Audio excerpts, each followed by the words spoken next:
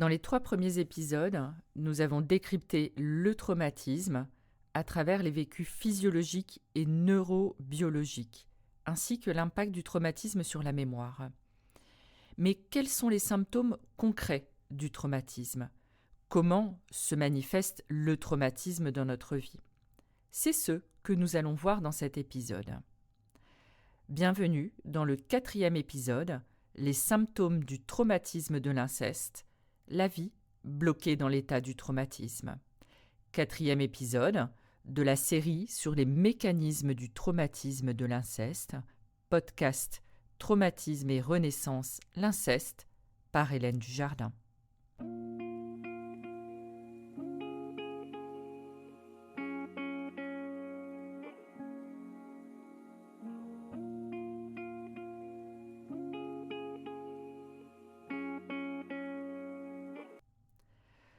Donc, dans les 3 premiers épisodes de cette série, je vous ai partagé comment le corps a dû faire face au danger de l'agression. Il n'a pas été possible de fuir ou de combattre, de faire face au danger pour revenir à la sécurité. Notre système a dû disjoncter par mesure de protection. Et donc, nous nous sommes alors dissociés. Notre cerveau n'a pas reçu de message de fin de danger. Et cela va entraîner des conséquences sur notre corps, notre perception du monde et des autres, notre lien à nous-mêmes et avec les autres, notre esprit, sur les aspects cognitifs et sur les croyances. Comprenez que votre monde s'organise alors en fonction d'une perception de danger maintenu. Dans cet épisode, je vais passer en revue les conséquences, symptômes du traumatisme en les reliant donc aux mécanismes biologiques. L'intention n'est pas de se plomber, mais de mieux comprendre ce qui se passe pour vous, d'apporter de la clarté dans ce que vous vivez. Les symptômes, les sensations sont d'autant plus effrayantes qu'elles sont incompréhensibles et qu'elles paraissent incontrôlables. Et c'est justement ça le point, d'apporter justement de la compréhension. Et dans plusieurs autres séries, je rentrerai dans plus de détails de ce qui se passe autour de ces symptômes-là. Alors, bien sûr, il s'agit de conséquences générales. Chacune des personnes victimes le vivra différemment, et selon d'ailleurs son vécu spécifique par ailleurs, et aussi ses points de fragilité corporelle également. On a tous, en quelque sorte, des points de sensibilité particulière. L'autre point important est qu'il n'y a pas de corrélation entre les conséquences nommées et l'affirmation qu'un inceste ait eu lieu. Je précise cela notamment pour les personnes qui ont des troubles de la mémoire. Donc vraiment, prenez tout cela avec discernement.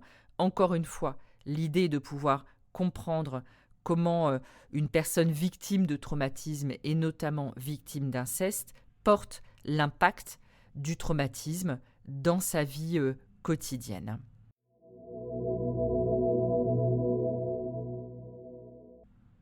Et donc, voyons donc les conséquences de ce bug de l'état dissociatif, autrement dit du traumatisme.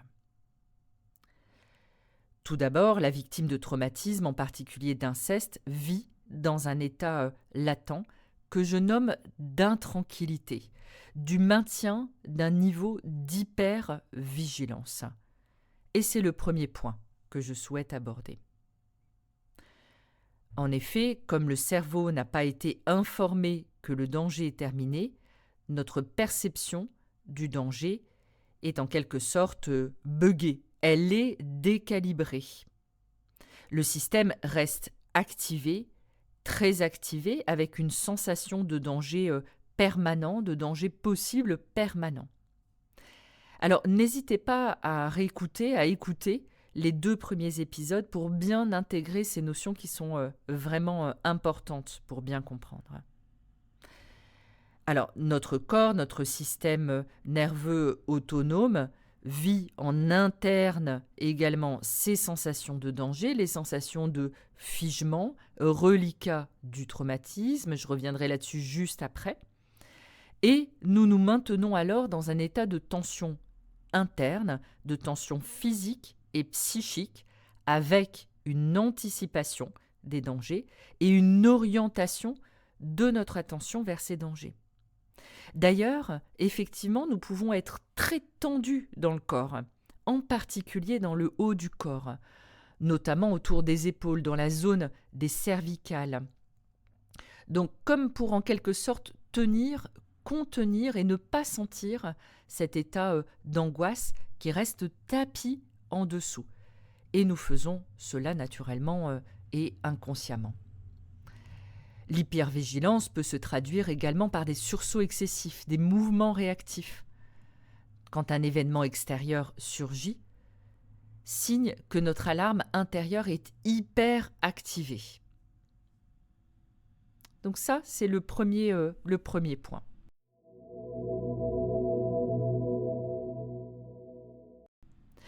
En plus du bug de perception du danger, et c'est le deuxième point dont je souhaite parler, dans la dissociation, la sensation de danger reste bloquée dans le corps, dans un maintien d'une sensation d'insécurité et une forme de mal-être dans le corps. Vous comprenez alors les états de mal-être que vous pouvez vivre, et ceux-ci sont d'autant plus compliqués à vivre que nous ne pouvons pas les relier à une cause, soit parce qu'il y a une amnésie sur l'événement, et même quand on a conscience des agressions, la partie du cerveau qui comprend, le cortex, est dans ce cas coupée. Et donc, finalement, elle est coupée du cerveau plus primitif qui est en lien avec cette sensation. Donc la sensation est incompréhensible. Vous comprenez aussi, dans ce cas, l'incapacité de se poser. Se poser nous relie à cette sensation, se poser est dangereux, vécu comme un danger de mort, et donc il faut toujours être actif. La sensation est bloquée dans le corps, mais notre cerveau cherche toujours à réassocier, et donc à réintégrer ces sensations, et donc à les débloquer. Et là, ce sont les crises d'angoisse. Alors, les crises d'angoisse feront l'objet d'un épisode spécifique quand je ferai la série sur les symptômes. Là, je vous parlais du deuxième point, la sensation bloquée dans le corps, cette sensation de danger, de dorsale.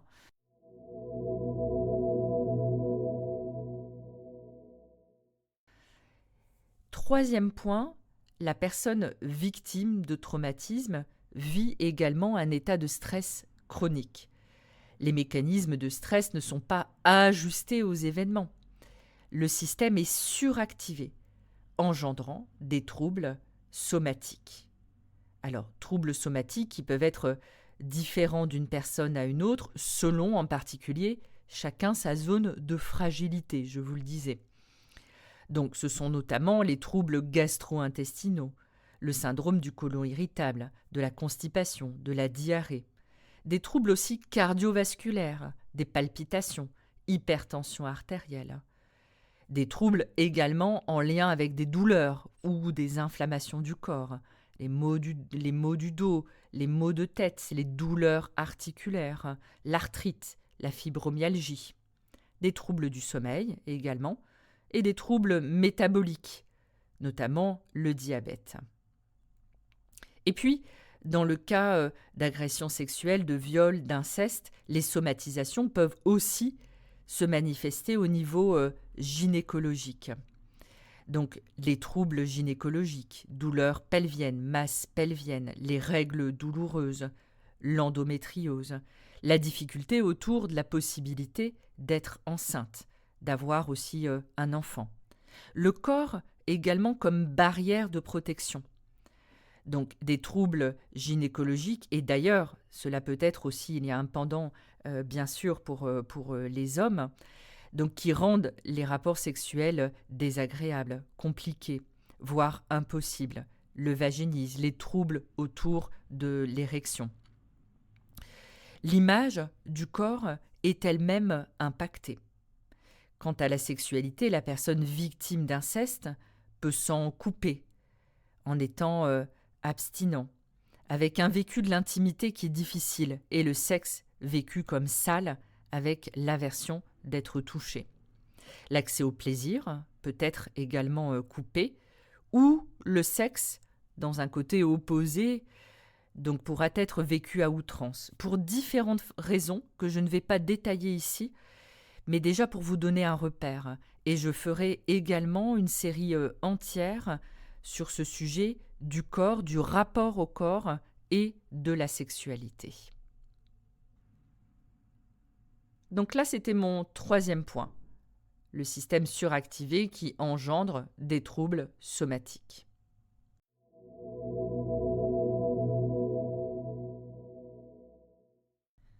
Voyons à présent un quatrième point.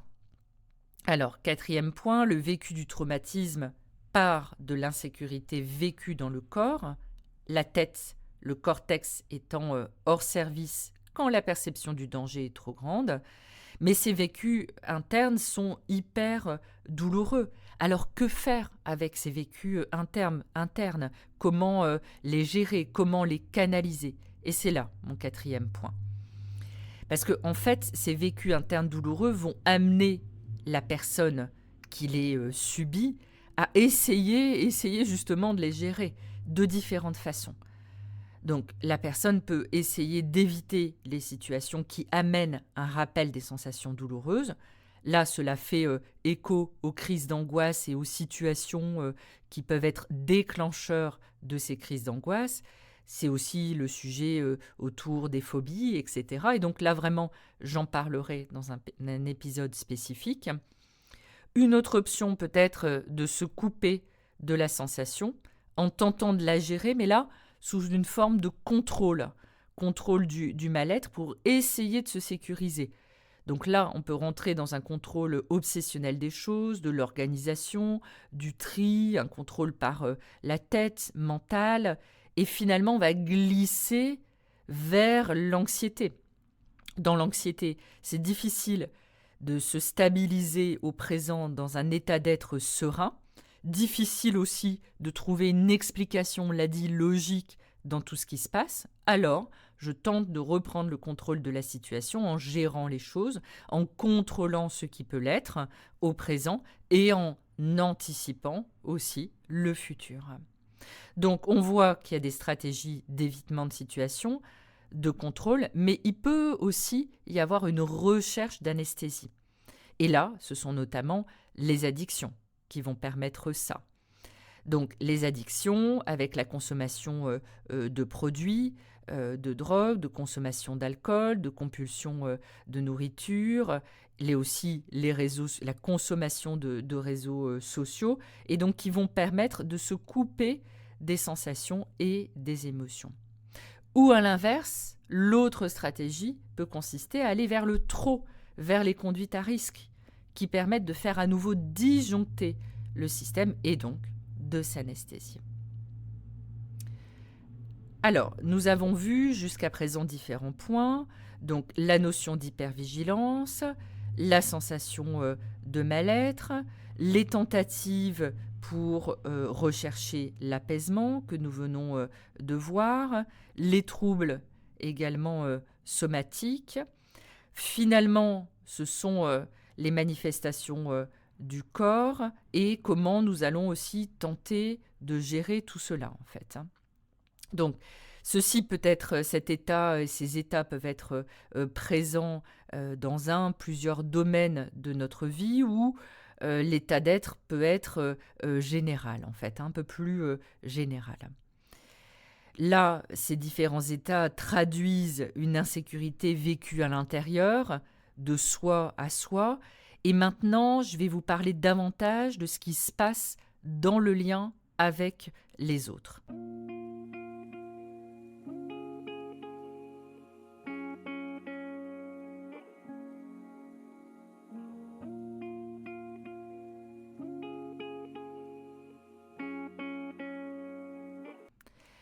L'inceste crée une difficulté majeure dans le lien. À partir du moment où on a vécu une agression, un viol et a fortiori un inceste, l'autre est perçu et même senti comme dangereux. C'est une évidence, nous avons été attaqués par l'autre. En présence de l'autre, on perçoit comme un danger de mort. D'autant plus que cet autre être humain est un membre de notre famille, lieu même où se construit notre sécurité intérieure, interne, et la sécurité de lien avec l'autre. Et cela est d'autant plus impactant de façon logique si l'agresseur est une figure d'attachement, les parents. Et le manque de sécurité se joue dans l'agression et aussi dans la réaction des figures d'attachement ou même les non-réactions. L'entourage qui ne voit pas, ne croit pas, laisse faire, etc. À partir de là, vous comprenez que c'est très difficile d'avoir confiance en l'être humain, de se sentir en sécurité, de construire des relations de confiance à tous les niveaux de la relation et d'autant plus dans l'intimité du couple. Comment faire confiance en l'autre quand la base de sécurité est inexistante en soi?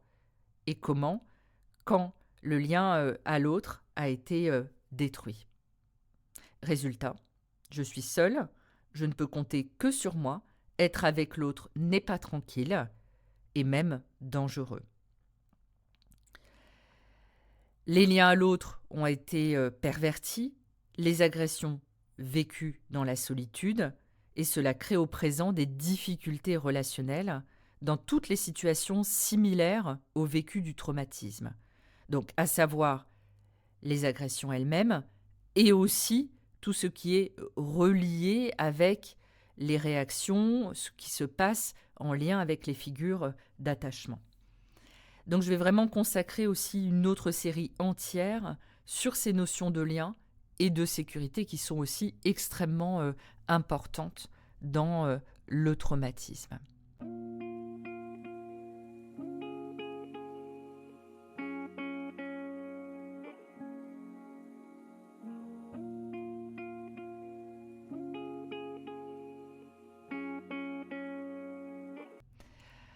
En résumé donc, la personne victime d'inceste peut souffrir notamment d'hypervigilance et d'intranquillité en lien avec un système d'alarme trop activé, décalibré.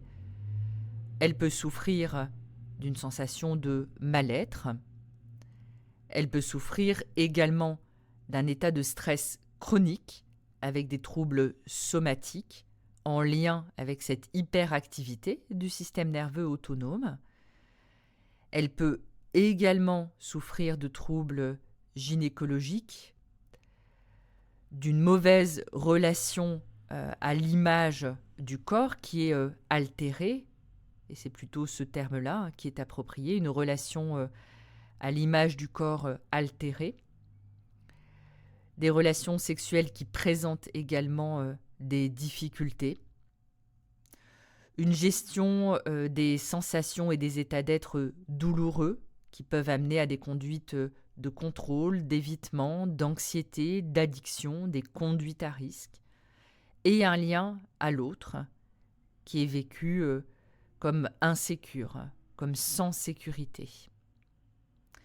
Et finalement, plus le traumatisme est important, plus la personne victime du traumatisme se coupe d'elle-même, se dissocie, une forme d'anesthésie, de dépersonnalisation, la sensation d'être spectateur de sa vie, et se coupe également des autres.